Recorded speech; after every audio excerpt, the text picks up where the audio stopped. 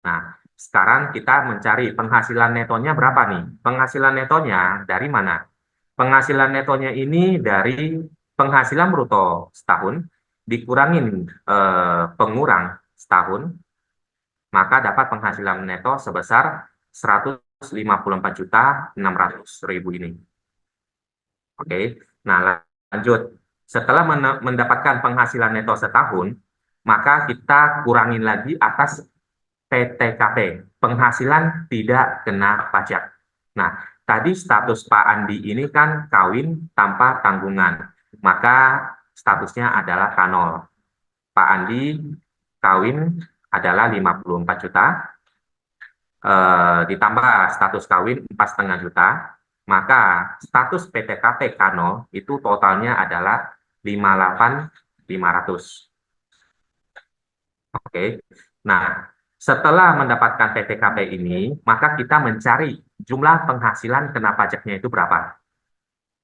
Yaitu dari mana? Penghasilan neto dikurangin PTKP, maka dapatlah penghasilan kena pajak, yaitu sebesar 96.100. Oke.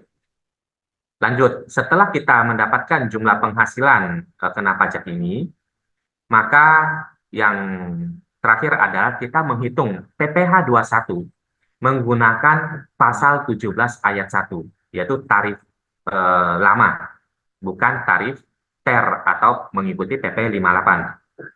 Nah, total penghasilan kena pajak kan 96.100. Tadi kan sudah disampaikan nih. Kalau tarifnya 5%, itu untuk penghasilan kena pajaknya itu 0 sampai 60 juta.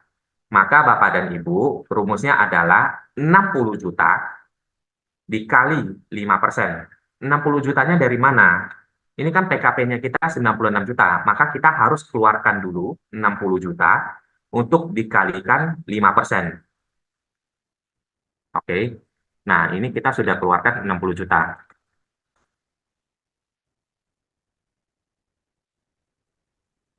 Oke, kita sudah keluarkan 60 juta. Nah, sisanya berapa? Sisanya adalah 96.100 dikurangin 60 juta yang sudah kita keluarkan untuk kena tarif 5%, maka sisalah penghasilan kena pajak 36.100.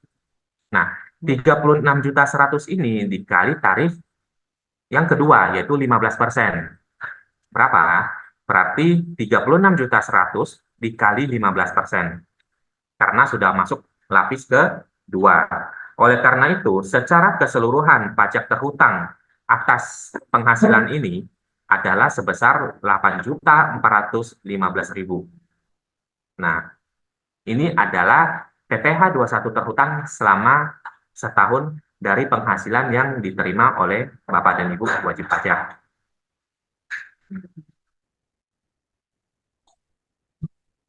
Nah, ini tadi kan total setahun 8.415.000.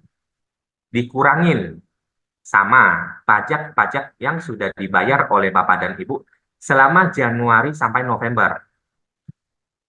Januari sampai November, PPh 21-nya kan sudah disetor nih oleh Bapak Andi atau oleh perusahaan terkait yang sebagai memotong.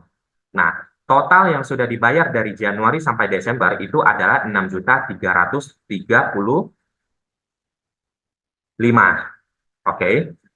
Nah, karena kita Januari sampai November sudah bayar, maka kita cantumin di sini. Total setahun terhutang 8.415 dan kita sudah membayar sampai November sebesar 6.335.000. Oleh karena itu, kekurangan pembayaran pajak di masa Desember atau di akhir tahun adalah sebesar 2.080.000. Oleh karena itu, maka PPh 21 masa Desember Bapak Andi itu adalah sebesar 9 juta ditambah THR 30 juta. Total penghasilan bruto adalah 39 juta. Dengan PPh 21 selisihnya adalah 2.080.000. Nah, jadi kalau kita lihat dari contoh kasus